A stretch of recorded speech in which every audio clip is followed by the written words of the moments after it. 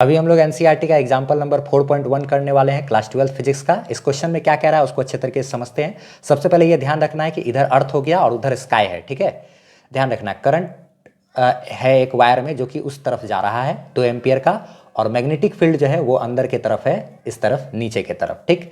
इस वायर का जो मास है वो दिया हुआ है 200 ग्राम, जो कि हम 1000 से डिवाइड करके उसको किलोग्राम में कन्वर्ट कर लिए, और इसका लंबाई जो है वायर का वो है 1.5 मीटर। क्वेश्चन में ये कह रहा है कि मैग्नेटिक फील्ड का मान क्या होगा जिसके लिए ये वायर ना ही जमीन पर नीचे गिर रहा है ना ही ऊपर जा रहा है, बिल्कुल ये एकदम हवा में टिका हुआ है। तो बताना है कि हमको मैग्नेटिक फील्ड का मान क्या होगा। इसका मतलब ये हो गया कि तुरंत दिमाग में काम करना चाहिए कि नीचे की तरफ लगने वाला ग्रेविटेशनल फोर्स, अर्थ की तरफ लगने वाला क्या ग्रेविटेशनल फोर्स यानी कि mg, और ऊपर आसमान की तरफ लगने वाला मैग्नेटिक फोर्स, दोनों बराबर होगा तब ना नेट फोर्स जीरो हो जाएगा। नीचे की तरफ जमीन की तरफ ग्रेविटेशनल फोर्स लग रहा है तो डेफिनेटली क्या कहते हैं मैग्नेटिक फोर्स को ग्रेविटेशनल फोर्स के ठीक उल्टा लगना चाहिए, तब नेट फोर्स जीरो होगा। और होगा भी, देखो आप, क्योंकि मैग्नेटिक फोर्स जो लगता है किसी भी करंट कैरिंग वायर में जो कि मैग्नेटिक फील्ड में रखा हो, उस पर मैग्नेटिक फोर्स का फॉर्मूला क्या होता है I × L × B, यानी कि ये जो लेंथ वेक्टर है और मैग्नेटिक फील्ड है दोनों का क्रॉस प्रोडक्ट करेंगे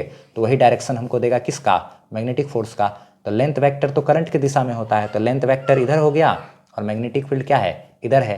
तो क्या कहते हैं L × B करेंगे तो मैग्नेटिक फोर्स ऊपर की तरफ आएगा ना, और क्या कहते हैं तो जैसे ही L × B करेंगे तो L × B तो उधर आ गया। और ऐसे भी एक और तरीका से भी आप सोच सकते हो, करंट के दिशा में अपना फिंगर रखना है और जिधर मैग्नेटिक फील्ड है उधर अपना हथेली रखोगे अगर राइट हैंड का, तो अंगूठा हमको मैग्नेटिक फोर्स का डायरेक्शन देता है। तो करंट इधर है तो करंट की तरफ अपना फिंगर रख लिए हाथ, और मैग्नेटिक फील्ड चूंकि अंदर की तरफ है तो हथेली को क्या किए, अंदर की तरफ किए, तो मैग्नेटिक फोर्स क्या आया, ऊपर आसमान की तरफ।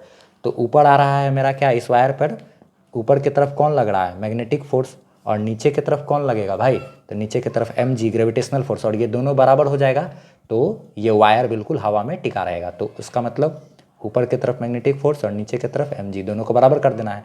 तो मैग्नेटिक फोर्स का फॉर्मूला यहाँ से क्या बना, I/L/B sin थीटा ना। तो इसी चीज़ को मैग्नेटिक फोर्स को लिखना है I/L/B sin थीटा बराबर mg।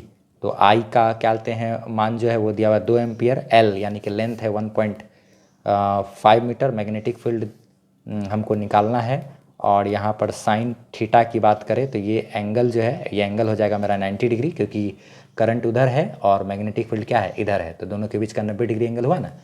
तो ये बराबर mg, m यानी कि मास जो वायर का दिया हुआ है वो है 0.2 kg और g का मान है वो 9.8 है। तो यहाँ से 2 गुना 1.5 हो गया, 3 गुना b इंटू साइन 90 होता है 1 बराबर, इन दोनों को मल्टीप्लाई करेंगे तो ये हो जाएगा 1.96, ठीक है। उसके बाद क्या बोलते हैं ये इधर डिवाइड में आ जाएगा तो b बराबर हो गया 1.96 डिवाइडेड बाई 3 बराबर 0.653 भी हो जाएगा। खैर इतना टेस्ला एनसीईआरटी में जितना है उतना ही लिख दिए। एक बात और ध्यान में रखना, ये हो गया, स्क्रीनशॉट लेना तो ले लो। इसमें एक बात और बोल रहा है क्या कि यहाँ पर देखो नोट करके कुछ लिखा हुआ है, तो नोट करके ना सोल्यूशन में करने के बाद लिखा हुआ है, इसका मतलब यही है, यहाँ पे यही लिखा हुआ है कि जो अर्थ जो मैग्नेटिक फील्ड बनाता है ना, अर्थ जो है मेरा वो भी एक चुंबक की तरह काम करता है। तो वो जो मैग्नेटिक फील्ड बनाता है उसके मैग्नेटिक फील्ड को यहाँ पे इग्नोर करके ही क्वेश्चन को सॉल्व किया गया है, ठीक है बस।